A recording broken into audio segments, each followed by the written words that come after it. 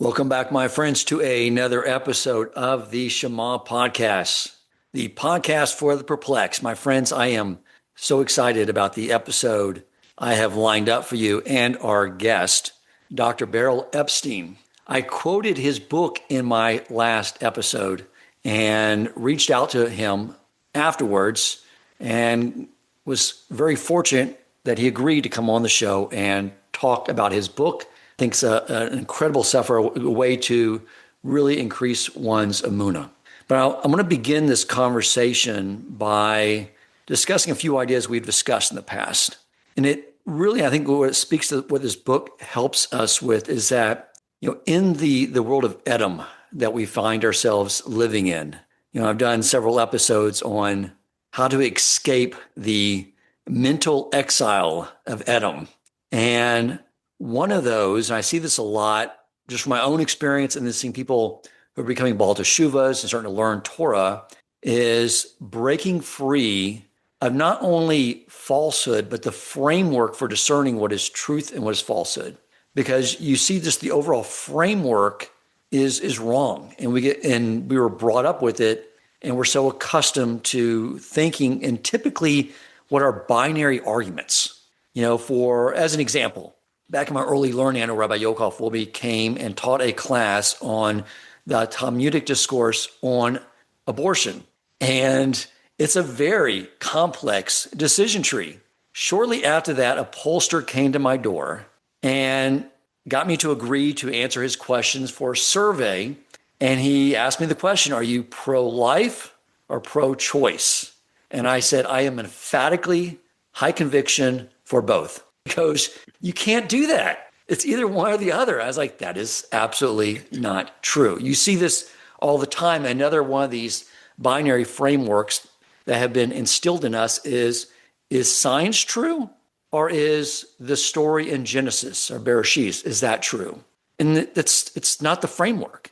We get that because we have the atheists who do not want the Bible to be true.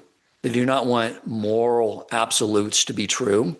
But then we have our Christian friends who took only our Tanakh and not our oral Torah, and their view of creation seems incompatible with the science, which is totally not true. And the reality is these things are not incompatible at all. The Torah explains why an infinite eternal creator created the world and mankind, and the science just explains a method in which he did it, or a method in which he used to hide himself in this world from us. And I've talked a lot you've heard this over and over again, that my first Torah book was a book on quantum mechanics, because it really got me to look at the world in a different way. I had many assumptions built into my framework on why there cannot be a creator. If you can't detect one with the physical senses, then it doesn't exist. And really didn't think there was any delineation between people who went to church and spoke to a God than the schizophrenia that was walking down the street arguing with someone that wasn't there. What's the difference? But what I learned through all that is that the study of sciences really helps develop a tremendous awe in our Creator. One of the things I brought up the other day was how the distance between the nucleus of an atom and the electrons is the same distance relative to the size of those component parts as the distance between the sun and the planet Earth. And it's amazing. What is fulfilling all that empty space? If you were to compress all that empty space, the entire universe would compress down to the size of something that would fit in the palm of our hand. So what is filling that empty space? Eino Movado. Same things we discuss all the time. So I want to bring on Rabbi Epstein, who wrote this amazing book that my daughter got for me. She saw the title and said, this is totally dad, called Emunah and Physics. And I will tell you the reason I love this book as a Kiruv book is because I believe that the tactics of most Kiruv rabbis are not really addressing people like me. Their panacea for Kiruv is a Shabbos meal, which statistically works for a lot of Jews. They go to a Shabbos meal, they see the character in the home and what it's like, and it makes them want to learn more about Torah. They see the output of it. For me, it would have done nothing. If you could have gotten me to get away from going to the bars at night with my friends and gone to a meal, I still would have thought this is a nice family. But until you can convince me that there's an infinite eternal creator and he gave the Jews a Torah, I have no interest. But I found this book is really something that would speak to a Dan Coleman 20, 25, 30 years ago. Welcome to the Shema Podcast, the podcast for the perplexed, where Torah insights, intertwined through personal stories, as well as interviews with leading Torah scholars, demonstrate the empowering qualities of Torah and mitzvot. To share feedback, suggest future topics, or ask questions for the host or his guests, click the show notes to join the growing WhatsApp community. Now to the show. Thank you so much for coming on the show. I appreciate you being here. Oh, of course. Thank you so much for the opportunity to come join. So let's start with your background, because I'm sure that lends into why you were sort of motivated to write this book. So I grew up in the Chicago area in Buffalo Grove, Illinois, and went to Stevenson High School, where I started getting involved in studying physics.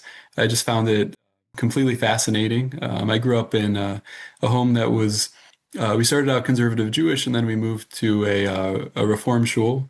And at the end of high school, I started thinking more about some of those fundamental questions of what is true, what's not true, how do we determine, what is essentially true, what's our purpose here. And then in college, there was a Chabad, or Zalman Blooming, UNC. Now there's also a Duke Chabad, which is also wonderful. And he had this Sinai Scholars course. So I thought, look, I'll make a little money and learn some Torah. My parents will be very proud of me, probably. And I came and I was just blown away by the MS of, I've been my whole life. I did confirmation in a Reform, program in high school. And all of a sudden, everything I had seen relative to the wisdom of this Rabbi and Rebbitzin, I just felt like everything had been superfluous and vacuous. And here was like all this MS that was just ringing true. And so that definitely, started to make me think a little bit. When there's a friend of mine, also another secular guy in college, he had been taking a secular course in Tanakh. And he showed me, he said, this prophecy from Tanakh, it sounds a lot like the Holocaust. And I looked at it and I was like, whoa, this is, certain, like a lot of different steps throughout life sort of got me thinking more in a way of being open to connecting with, traditional Judaism, where I think for a lot of people, it's just not necessarily an option. It takes certain steps and certain openings for people to be more open to new ideas. And also Hoda'ah, I found that learning to develop a gratitude, to be late at night, after a party with friends and to be just thinking, I'm so fortunate to be here and to have people I connect with and good people and that gratitude to walk through a forest, end of college, I would say, like, I didn't know like Chazal, so I would say Shechayanu, just to express. If you have so much gratitude, you have to express it. There's Yeshiva Near Yisrael, Rabbi Aaron Feldman, he says that the root of a lot of people not necessarily connecting with Hashem is kafui toivo, like a person who doesn't have gratitude for what he has. And I think there's very much something true about that. I think that the more a person cultivates a sense of appreciation and wonder of others, of the things in his life, so that sort of opens a person up to saying, well, where do I direct this thankfulness? I don't know how I can exist without, having a way to direct it and to acknowledge what I've received from the Ribono Shel Olam. Beautiful. What were the shears or learnings or teachings that you received from the rabbis on the college campus that really struck you and made you start to question your prior views and open up to new views? So one was when they were talking about what happened in a lot of Jewish movements where the movements were not successful. And I had never thought of it before like that, and it just very much rung true, the importance of education and how you have to teach Torah, and that's really the essence, and everything else is almost very secondary. Also the concept of, this is more a Chabad concept of Kabbalah, of that a person takes a physical item, and within every physical item is ruchnius, is spirituality, and we just elevate it. A table has ruchnius, you could learn Torah on it. To me, that also resonated with what I was learning at the same time in my physics courses regarding modern physics, regarding the fact that like everything has energy equals mc squared, and also the concept that even an empty space is quantum vacuum of sorts where you have particles popping out of existence and popping into existence. And you have a lot of, every atom is in a certain ground state. There's a finite energy there that's always in existence. And so some of those ideas all kind of started to overlap. And so those were two things that I found powerful from my time in college. Amazing. It seems almost like that it would be impossible for someone who studied physics to not believe in a creator, because there's so many unknowns and things that don't make sense. It seems like they almost jump through way more hoops to say that there's another explanation other than a creator than just to say, I think the term used, what's the term for you assume the simplest explanation? Well, Occam's razor. Right, exactly. It seems like they're going against that principle and wanting to dismiss the idea of there being a creator behind all of creation.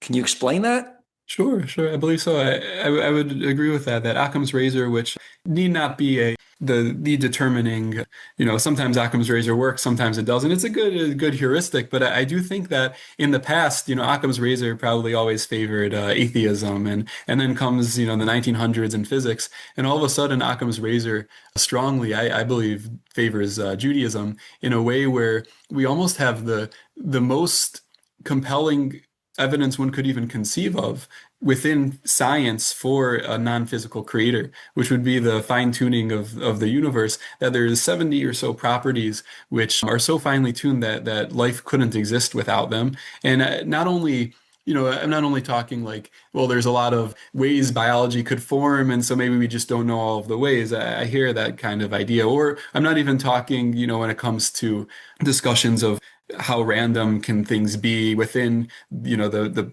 variations and mutations within species, but the principle of the universe existing as a whole. For example, the electromagnetic force, if you would make it a little bit, very, very tiny bit larger, a very tiny bit smaller, you wouldn't be able to have chemical bonds. We wouldn't be able to have, and all these different properties. We wouldn't have matter. Like, we really wouldn't have a universe. And so in undergraduate and graduate school, I found that people pretty much had two views on the whole thing. Like, because the universe is so finely tuned, all the parameters. So either you believed in an intelligent creator, and there were, many people in many religions, like a lot of times people think scientists are not religious. And at least where I work, it's probably 50-50 if I had to estimate. And so either people are going to accept an intelligent creator, or because of the infinite, almost nearly infinitely small probability of these properties all aligning the way that they do, even the non-religious physicists propose you have to have like 10 to the 10 to the 17 universes. And that's not the 10 with 170 zeros, that's an exponent. So there's many, many more than that. And so you predict there are so many universes, and there were people who had those theories. And like in high school, I was really into the Michio Kaku parallel universes. But I just don't think it, we've tried to observe them. Some of the groups I was involved with for particle physics before I kind of switched to something that I felt was more applicable. They did studies where they looked for other universes, and so far they've come up empty. It's kind of an empirical negative. Whereas something like Judaism, not only is there no evidence for atheism, but Judaism had, just very simply, a story of divine revelation. So if you have, any account of divinity, it's a raya to religion. It's something that points you in that direction. It is simply evidence. You even had the case with like the Trojan horse story that when I was growing up, everyone thought it was just, an old story they told. It was a Baba Mice. And then it turns out that my understanding is that historians do understand it to be historical these days. And so very simply, like a historical story is positive evidence. So to me, I always felt like the concept of atheism, I always felt like is very philosophically weak as a position, because there's no evidence for it. It's something that's, anytime you find a statistical anomaly like the survival of the Jewish people or the return from the exile. So that's a strong question on atheism, and there's not a great answer. You say, well, there's so many random coincidences and maybe we got the right one. Whereas I feel like, when it comes to religion in general, it's just a philosophically stronger approach. And the question then is just, which religion really is the most compelling? Is it Judaism, Islam, Baha'i, the different, and so you could do a search of the evidence for each one and do a comparative religious study of religions, as I've done, over time and such. Right. I remember learning early on in this process, as I was still in the investigative type stage, breaking myself out of atheism, that the prevalent view of atheists up until, I guess, around 1940, 1950s, when they discovered this idea of the universe, the Big Bang Theory, and the universe starting off as a central point of matter, was that the universe was eternal and infinite.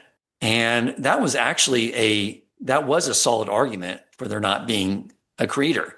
But then once we got to the agreement, although they're trying to break away from this idea now, it looks like, that this idea of a big bang, of everything starting off and there was a beginning, as we just read last Shabbos, it made me really question, like, why I was so resistant to this idea to begin with, because it seems incompatible to believe in the Big Bang idea and not believe in the Torah's view on the beginning of creation. And I think there's other motivations at part, and I want to sort of get into this a little bit too with you as well, since I know you wrote this book to speak to a lot of Jews, and I know you're from those who have never been exposed to Torah to those that were brought up in a from world and never felt a connection to it on an intellectual level. And that was my experience, was that when I would talk to family members and they would say, what is going on with you? You were like a diehard atheist until the age of 40. I didn't even identify as a Jew because I believed the Mount Sinai story was a fable. And therefore, if it was a fable, then the only thing that made the Jewish people was some common ancestry. And a lot of people found us annoying because we can't order something directly off the menu. And we become very isolated people as a result, very neurotic type people. And then all of a sudden they see me like moving towards this Torah observance. And like, I'm like studying all the time. And like, what, you did a complete 180. And when they would ask me that, I would tell them the truth. I said, I spent a year studying logical proofs for the divine origin of our Torah. And I found the evidence to be overwhelming and true. That's why. The response I got from all these parties was anger. Like literally with their voice raised, and they started yelling at me. These are chill people. This was a friendly, relaxed conversation. They asked me a question. I answered the question, and they got angry and yelled at me. That's impossible. One person was not a family member, but someone that belonged to a Reformed synagogue, stood up at a table in a restaurant, leaned over and yelled at me. That was impossible. So after that, I was like, what is going on here? And then I realized this idea I learned about called the Yetzer Hara. And I realized I was really making their Yetzer Hara very, very angry by stating this idea. And I learned to just sort of be quiet. And I had one family member ask me the same question. I didn't really have a planned, prepared response. I knew I needed to deviate from the truth, but I said the truth. And she became almost comatose, not knowing how to respond to this worldview. Because I remember, as like a Reformed Jew, you get brought up that we're all just, you have all these world cultures that bring about world religions, and we also know none of them are really true, but there are culture, there are religion. Don't question other people's. It's just like our stuff. You got your stuff, it's made up. And to bring up this idea that there's a logical proof to that, there was no response. I quickly sort of changed the idea, and I said, well, actually, I met a bunch of Orthodox Jews, and I found them to be really friendly and nice.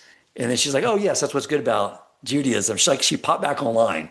Oh, that's great, because now, she had a framework for understanding this idea that I just found the culture to be nice, and it fit in with the framework. But let's address that, because you can write the most logical book, going through everything very logically, just like we sort of discussed. How can physicists not even understand this idea of being a God, or at least be open to it? And that's what we're dealing with, especially when it comes to a Jew. Because for a Jew to accept the Torah as being true means a lot more than a non-Jew. So how do you even address that idea? Yeah, I think it's something that's difficult because, as you say, in society, there's a lot of, people have done different sociological studies, and there's a lot pulling a person back from identifying as an observant Jew and becoming involved in something like Torah Judaism.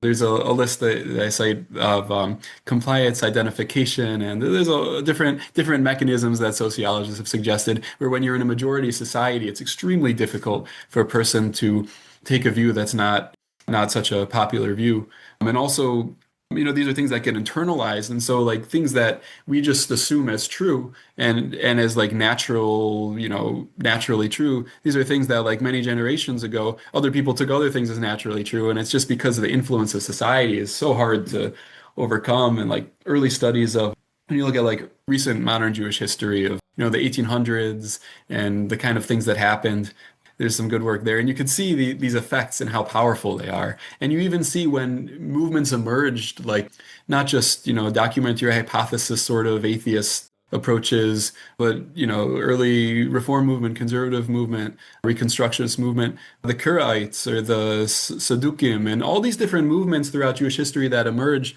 which, I personally consider to be outside of the path of tradition. So it's never at a time where people are just like stop thinking and they're just like, I wonder, I feel like this is more compelling. It's always like a cultural shift where like Jews feel embarrassed to be Jews because they aren't meshing with a culture that's especially exciting and promising that they want to be part of. And all of a sudden they have these questions about, about why a certain belief in Judaism and come to these different ideologies and conclusions. And I think to me, it's the Ribono Shel Olam helps people. I don't know why certain people have the ability to open up and see things differently, whether it's the merit of their parents and great-grandparents who cried that their children should be Talmidei Chachamim and, the generations, or whether it's certain good Middos. I find a very strong correlation between people who express interest in Judaism, say people who come up to me at the lab and want to discuss things and maybe learn together, versus people who just like aren't interested. And I find like good middos, and I've heard this from people involved in Jewish outreach, good middos are a very good sign that the person's going to be interested in Judaism, open to Judaism, good character traits. And I think it's a whole combination of all these many factors. I wish I knew why Hashem, opens certain people up to it or not. I do wonder, I think it's just Hashem sort of like, I'm going to help this person for whatever reason overcome this powerful influence that called the Yetzer Hara that just wants to keep Jews distracted right now, which is very easy to do. But I'm still always looking for ways of sort of, putting a wedge in between the Yetzer Hara, just get people to like just start and question. But I do see that. I do see I love it. The Middos. I see a lot of people I know who start becoming observant or just naturally very sweet, humble people. Like they didn't need like being pounded away with logical proofs like I did. They just sort of intuitively just let go and started accepting the reality of Torah being true and then grew into it. So I sort of say like they're on a higher level. I had such a big Yetzer Hara. I had to like spend a year like learning logical proofs just to slay it enough to start learning Torah. So let's get into this idea. Like, I'm curious to know what motivated you to write this book. Now, I do know you discuss it in the book, but just for those listening, talk a little more about that. Yes. So when it came to outreach, I care very much about it. I think every Jew is so holy, and every person is so holy and has so much potential. And so I do very much like the concept of the kind of things that you do that I appreciate so much of, being able to reach out and find people and to connect them with who they really are and their essence and their role in the world that Hashem granted to them.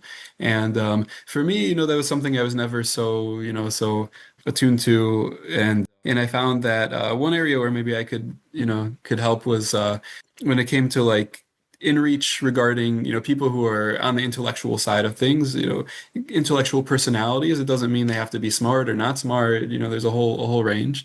People who come to a certain place where they have intellectual questions about Judaism and they're investigating, and often they'll find themselves in very culturally strong forums where there's a lot of pressure. Anytime, you go, you want to like have a discussion with an atheist. So you join a certain place and like everything you write gets no likes because all the from Yidden are busy learning Torah, and then like, 20, atheists who are in their basement. I'd say there's all kinds of different range of people. I'm just mostly joking. But, so you have 20 likes and very quickly you start to question yourself and to say, wait, maybe I'm crazy, and like people who in the world, people are so open to religion and to Yiddishkeit, at least I find in America, in many places, especially, if it doesn't require anything of them. I find secular Jews can be more hesitant because of to embrace, a person being religious because of the what it means for them and their obligation. But I find the world is quite open to many ideas, and I've never, as a physicist, had anyone like feel like there's anything wrong with my views. People are appreciative of it. They think it's cool. They appreciate that I treat them well because I believe that Hashem breathed a neshama into them and that there's something godly about every person. And I think people feel that. I don't know how a person couldn't when I feel a change in myself and how I treat people. And so I think I think that inReach was sort of somewhere at least where I felt I could have a discussion with these people, and they could investigate their claims. And as a physicist, where my job is to look at assumptions, to take their arguments and their assumptions, and sometimes things regarding science, because people like to try to take scientific things sometimes, and to outside of the scientific world mainly, to take scientific things and to use them as proofs against Judaism. So I didn't try to prove anything to anyone so much. I just thought, look, people have assumptions. Let's analyze their assumptions and see if there's anything that can be helpful here.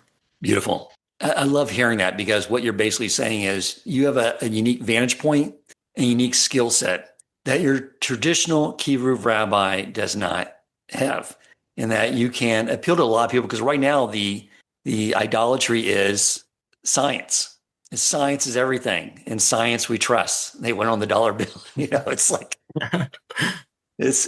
and that's what people really look up to. And you're a voice that a lot of us just don't have. Someone who's a physicist and is just a Baal Teshuvah that went and learned Torah and is now an observant Jew. You have a voice in this area that not a lot of people do. So it's I appreciate your efforts at writing the book and the impact I'm sure it's going to have on the Jewish world and the world at large.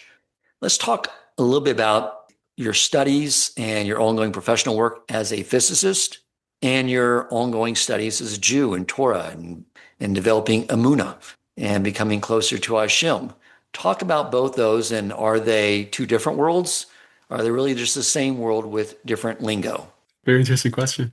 So at work, my background primarily is in nonlinear optics and laser physics. I'm a theorist, not an experimentalist. Usually there's the two sides in physics, but I work with experimentalists, and our collaboration is always fun and fruitful. And I started out in particle physics. I first wanted to do string theory, and then got into like particle theory, and then I wanted something a little more applied. And so it's the Applied Physics Laboratory, the Johns Hopkins APL, which is, thank God, it's a very good place to work, and I have so much appreciation to them for everything that they do for me and my family, and I do a lot of research. It's all defense oriented research. Some is more applied, some is more fundamental. Often there's both going on, where you're doing fundamental research into Hashem's world and understanding the Bria, and also trying to defend the country against people that want to do harm, which both I think are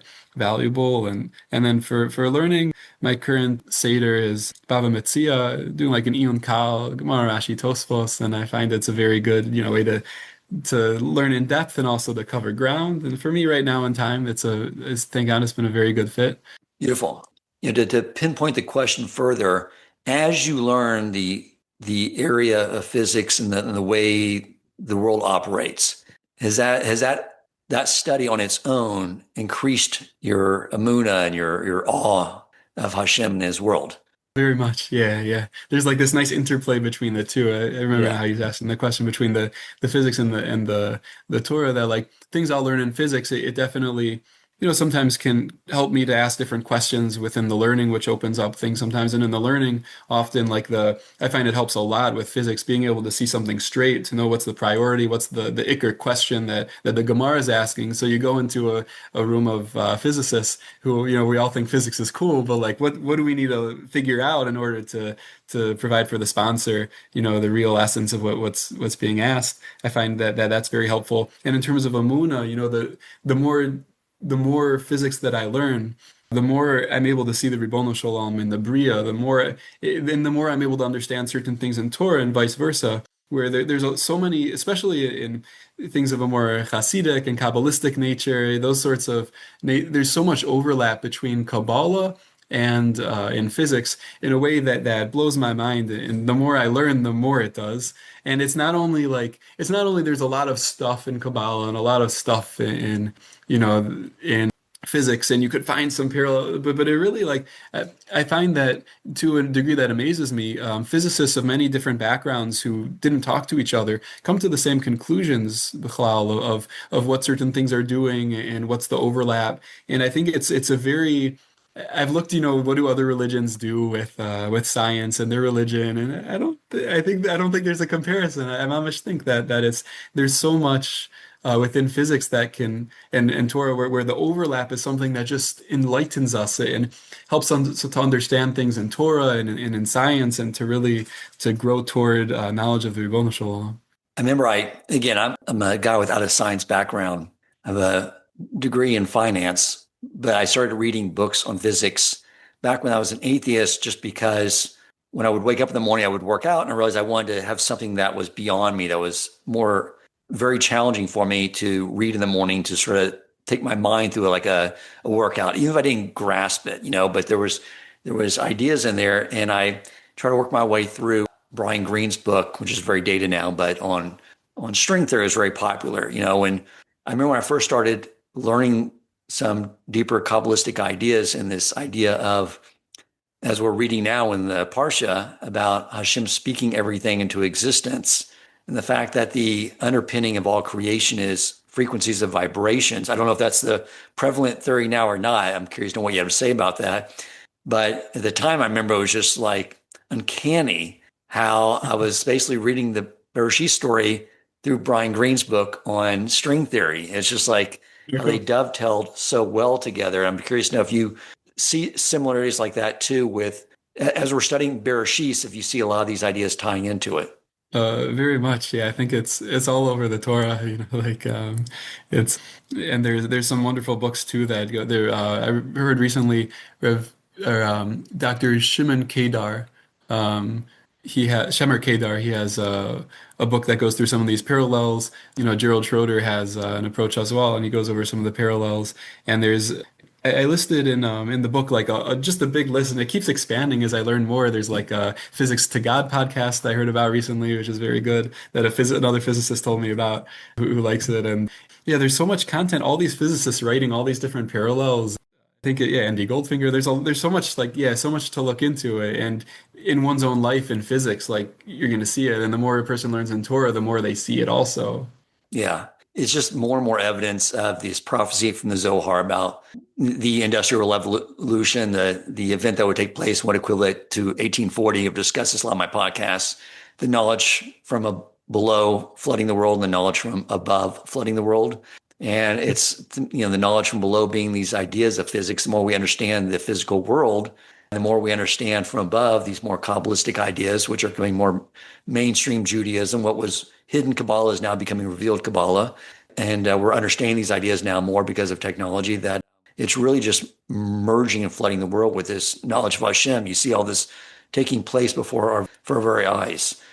So we spoke about the motivation behind the book. You definitely appeal to an audience that I think gets lost. They want to have those logical arguments. Let's discuss some more ideas on the book and just these parallels between physics and this idea of Hashem and a creator. And one of those is the idea of human consciousness. I know a lot of science say is the ghost of the machine, because those who study the human mind still can't really understand where the consciousness comes from.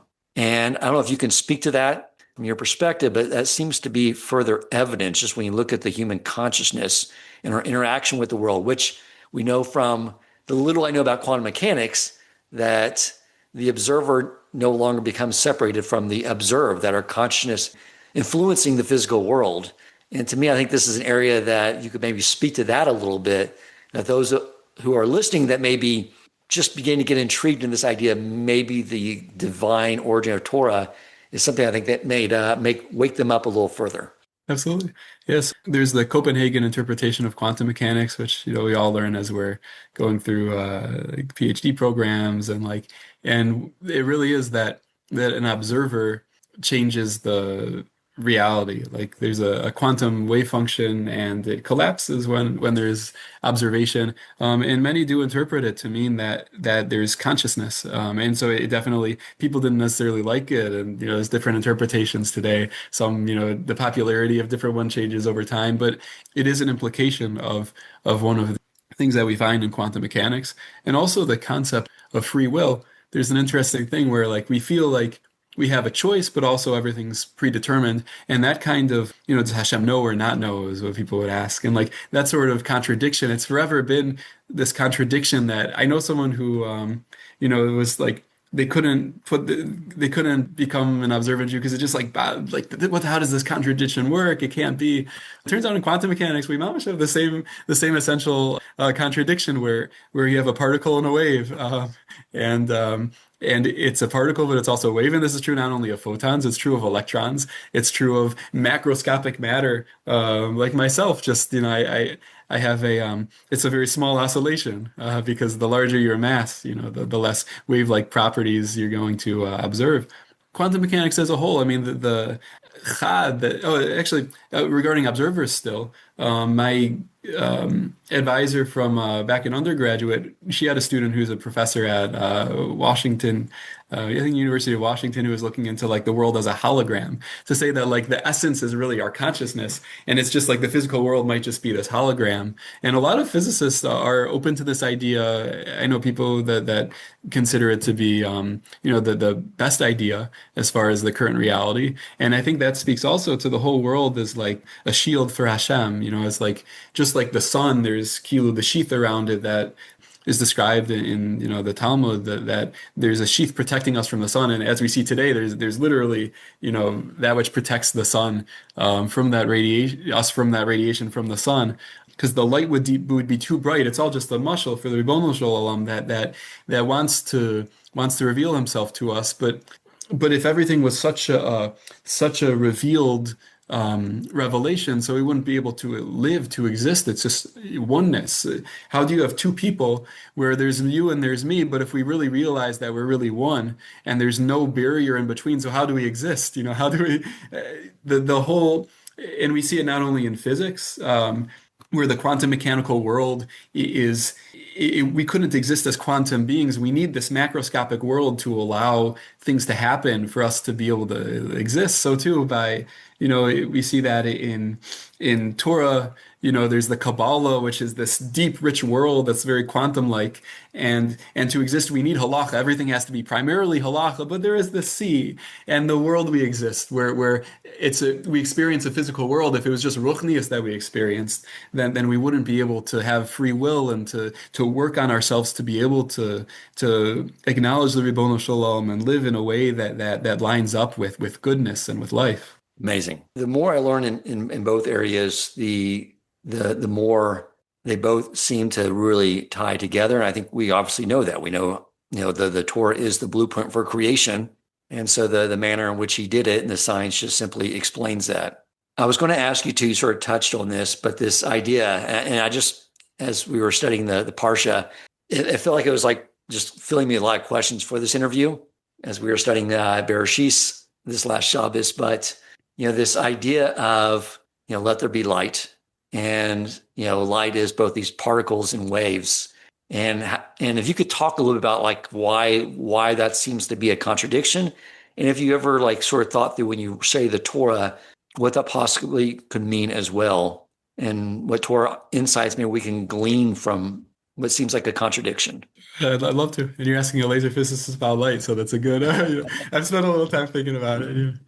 So as you mentioned, there's this particle and wave-like property, and one way to understand it would be that if you had some metal sheet, and then you put two little holes in it, two slits, and then you sent a bunch of light through, or it could be a bunch of electrons. But so what you would find is that you end up with sort of an interference pattern. If you send a bunch of light through, you'll look at the other end, and you can, in a macroscopic, in a very classical way, you can understand where the interference fringes should be based on the light. But then if you would if you would tune the energy of the light down very, very much, so that you're just sending one light particle one quanta at a time, a fixed amount light is always quantized, which is an interesting thing. What does that mean for Torah? So when you send each photon through, it goes through one hole or the other, and then it's going to come to the other side and build up a certain pattern. And so like it's just individual photons going through. So how do you get that ultimate interference pattern? So what you see is that as you send individual photons through those two slits, so on the other end, one photon hits here, one hits here, one hits here, and over time, as you build up that distribution, you actually get an interference pattern. And so within the light, fundamentally, it is a particle. There's only one photon that went to one location, but at the same time, it's a wave because it's interfering with itself. This one photon, how does it know what the other photon did, or how does it fundamentally have some probability that depends on this interference between other photons? It's sort of this inherent strange contradiction, and what makes it worse is electrons do it too.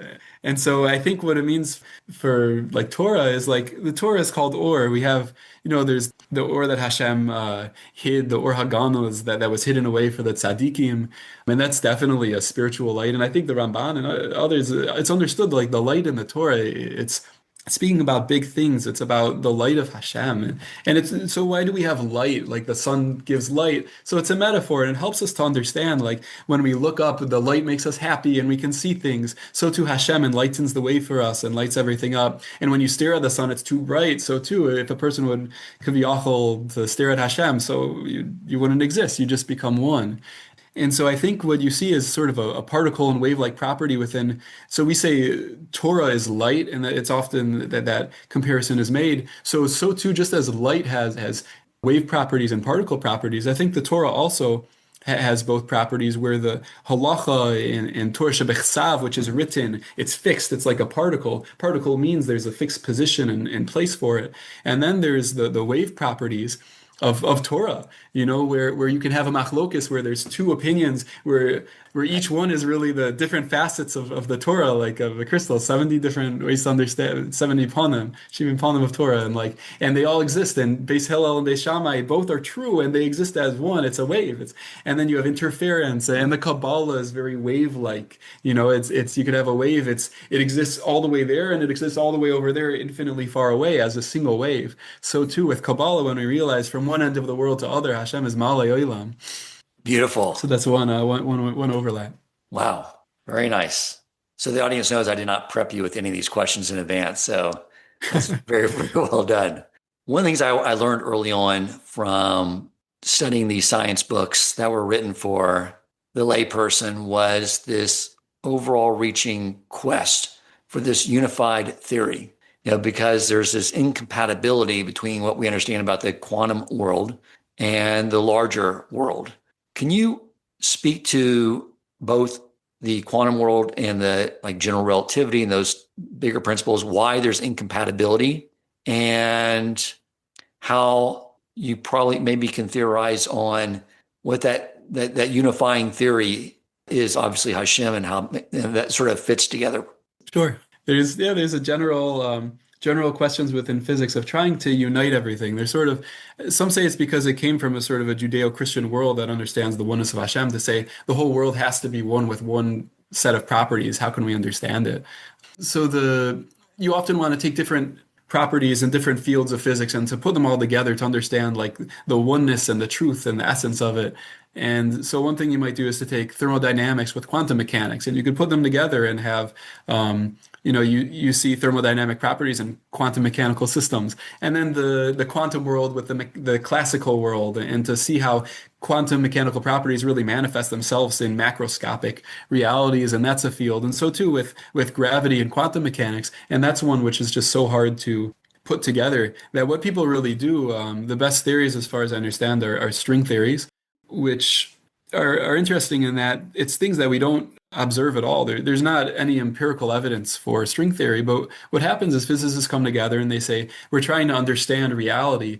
So what resonates with us, what math is elegant, and what, as our personal human experiences, seem to indicate that this is the right theory. And it's aesthetic and it's resonant and it's the same things that often, atheists will criticize religious people for, of, having sort of using experience. Many will use experience to try to inform something. But the truth is that in physics, we also do such a thing when something resonates as a good theory that we can't prove we can't prove with an experiment. So we still have all these books and studies on string theory.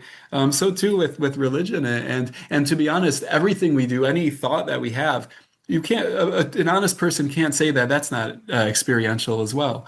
Everything we can think and all the calculations we do, it's all based on our experiences. And then based on that, we use logic to try to calculate things. And that's just an interesting thing from string theory. And as far as a unified field theory, so there's four fundamental forces. There's electromagnetism that we're all familiar with, where charges that repel each other and attract, and magnets are part of that repel each other, where you have electrons spinning in the same direction for two atoms. And so there's electromagnetism, there's gravity, also people are very familiar with. What people are less familiar with is the strong force and the weak force. And the strong force is I'll start easier. The weak force ties a nucleus together.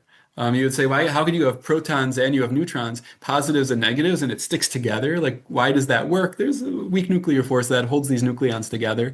And then there's the strong force. Some listeners may be surprised to hear that a proton is made out of three quarks. It's an interesting, and quarks interact with each other by exchanging gluons, similar to the way that electromagnetism happens through electromagnetic perturbations. They're like sending photons back and forth in a way. And so these four forces, physicists understand that they're one. And there's sort of this understanding that really everything has to be Chad, Hashem Echad, and it doesn't just mean there's one God, really it means the whole world is one. That's why we're Makabel Ol Malchus Shamayim. Why does it mean that when we say the Shema, we're accepting upon ourselves to do all the mitzvos? Because when we say Hashem is one, that means we're one with Hashem, and everything we do, our whole life, everything we dedicate our life to, has to be Hashem. It has to be one, and that's accepting the yoke of heaven. And so that oneness that everyone's aware of, and that shows up throughout all of physics. And I discuss it at great lengths in the book, how we see the oneness of Hashem in all these different physical things in the world. So by the unified field theory, there are these four forces. We've seen how to combine analytically on a piece of paper. The electromagnetic force and the weak force turn into electroweak force. And people understand that the strong force and the gravitational force also are going to be part of this one unified force that at the beginning of the universe was, and then it broke into four disparate pieces. So it's like interesting. The Baal Shem Tov says that our job in the world as Yidden is to take the four letters of Hashem's name and to be meyached it, to bring these four letters together to show the unity in every action we do. And he says that's the greatest purpose of a Jew, to take these four letters of Hashem's name and to unite them. And there's Kabbalistic meanings of what that really means, but we see also by the field theory, many say it's the most important purpose of physics, the greatest goal of all physicists, is this unified field theory, a grand unified field theory. And I think it's just a reflection of our mission in the world to take these four letters of Hashem's name and to unite them. Beautiful. Yeah, I've seen the four-letter name of Hashem used as a parallel to those four building forces in creation: the gravitational, electromagnetic, strong force, weak force. And have you found the number four, that fingerprint of Hashem, if you will, appearing in other areas of the sciences? Very much, yeah. That they say everything is just a compilation of the letters of Hashem's name in the world. The Kabbalistic idea is that it's all just a combination of letters. So in DNA, and Yosef Sabag is his website where I saw this idea that DNA, it's all made of four letters, and it's just different combinations of letters, which, the Kabbalists would be going crazy that, like, wow, this is mamish like what we say, that everything's made out of the letters. And there's a book by my friend Rafi Billick where he discusses, the significance of different letters. And four really, when we see this number four in science, it really corresponds to how people understand four in the Torah. Sometimes like people would worry you're just taking numbers and the number lines up. And so it's really not that. Really, there's a significance in the number. And you'll find hopefully readers will find in the book that all of the physical parallels are usually very multi-layered. I find that that's the most convincing when it comes to Emunah, because a person has to know when it's just coincidence and when that resonance is true. Unless, a listener think that, I just like to find resonances and find patterns where they don't exist. So like in physics, you have to know where to find patterns and where not to find patterns. What really resonates and what's significant and what's not. And research helps to do that. And I recently proposed a solution to a 60-year-old problem in 60-year-old maybe mystery in astronomy, which derech agav, it's not my field, but something I was doing laid into it, and so some of the evidence that they just found suggests that the theory is right, but I don't really think it's right. I mean, sure it's right. I hope it's right, but I don't feel a resonance just to think, I think my theory is right because I'm connected with it. Whereas when it comes to Torah and science and the MS of Torah and what's statistically significant, so I do find that that's a resonance that as a physicist who's kind of built up that intuition as far as what just is a coincidence and what's not, I do find that the Torah really resonates as true in a way that other things don't. Beautiful. This is a fantastic book. Beautiful, so well done. I encourage everyone to go get it. I will put a link to purchase the book in the show notes. I've had such tremendous joy just reading it, the way you approach everything using reason and using physics and probability theory to just have a rational argument about looking at the atheist view towards the world and the Torah view, and just approaching it in a way that any Jew who's listening who is going to get the book, if you're questioning whether or not our Torah came from its divine authorship, if it came from the heavens, you're not going to have, I think, a lot of wiggle room after reading this book to accept anything other than the fact that it is. Okay, so you will have your own Mount Sinai experience by the time you finish writing the book. So Mazel Tov in advance. What other messages would you like to share with the listening audience? Those who are, like you said in the book, a lot of the people you wanted to steer the book towards, and it's something I discussed in my podcast about 3 years ago, that it was sort of astonishing but made sense, was that, as I finally worked my way into living in a Jewish community and all the changes and all the struggles to get my family here and live a fully Torah observant lifestyle, I noticed is that as I'm walking through the revolving doors, there's a bunch of Jews walking out the other side saying, we had enough of this. And I'm like, what's happening here? And people are explaining to me that, well, a lot of times you can grow up in a culture and do things because everyone else is doing it, but not really know why you're doing it. And so the same phenomena that caused my great-great-great-grandparents to stop being from Jews is the same thing that's causing Jews today to leave the fold. And I know that's a lot of your target audience. So if you could speak to them and make a compelling argument on why they should, read your book, what would you say to them? So I would say that the first thing to always remember is that you're not a Rasha, and the way that Hashem says a person shouldn't think of himself as a Rasha. Sometimes people, especially coming from a family like that, they could be made to feel that, for this reason or that reason that they're bad, and it makes it very difficult sometimes for people to be able to change and to come back and to realize that a person can never truncate a journey. Meaning some people artificially try to truncate, but if we're truly honest people and we're constantly searching and trying to find MS, so then sometimes people go one way, sometimes the other, and sometimes a journey is you travel from one place to another, and ultimately wherever you find yourself, you're going to be there with more to offer through your life experiences and with authenticity. And authenticity, I think, is a beautiful thing. And people go up and they go down. And we can't judge one person based on another by, how Hashem gives people different challenges and what they were going through and what brought them to one place. And then later on, they end up in another place. And I think that the main thing is always to try to, I think if a person is being a good person, and always everybody agrees, everyone has to try to have shalom with family and to treat people like a mensch, and all the things that we see that the Torah world and that the Torah can teach a person to really grow in a way that I haven't seen it in any other anything else. And non-Jews in the community have told me, and many people have told me, you just don't find it anywhere. This godless that can happen of a person constantly working on himself and trying to become godly in the effect that you see, where a person's mamish, instead of selfishness, you replace the I with the Ribono Shel Olam, and you just see a certain greatness. And so if that's the level a person can achieve, and if our great-great-grandparents sacrificed so much so that we could have the Torah, and no one else is doing it for us, all these nations, they're doing their thing. Like, someone's got to, we have a certain chiyuv, I think, to continue to think and to learn and to allow ourselves always to be open to coming closer to Hashem, and that it's, everyone has to know that really they're beloved and by Hashem and by many Yidden, and we all have different experiences and different thoughts, and Hashem puts thoughts in our heads. I believe that, like, that it's not like, no argument comes without the das of Hashem, the das, the chokhmah, and the bina, and Haskel, that it's all really talui in Hashem. And so all we can do is to do the best we can in life, to try to be a good person, and to keep learning, keep growing, and to keep being open to new journeys and to further growth. Beautiful. I love that. Yeah, it's I think for, those of us who grew up not religious and are just learning, a lot of the attitude is, and I had this early on, was that if only I had it as easy as from birth. I mean, they already know how to keep Shabbos, they know how to keep kosher, they have life so easy. And we're trying to learn how to do the basic things that their 6-year-olds already know how to do.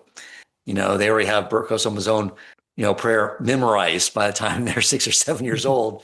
And we're trying to fumble through it, in our venture. So, but this is the idea, is that everyone is going to have challenges. There has to be challenges to push through in our not receiving the bread of shame, of developing our closeness to Hashem. And sometimes it comes through seeing the contrast. Those of us who come in, we see clearly the contrast between someone living Torah observant lifestyle and the non-Torah observant lifestyles that exist. Like you just mentioned, you see it change people's character traits. I heard something not too long ago that B'nai B'rak is a very poor, from a material standpoint, poor area. And if you look at any poor area in the world, there's a correlation between the level of poverty and the crime rate.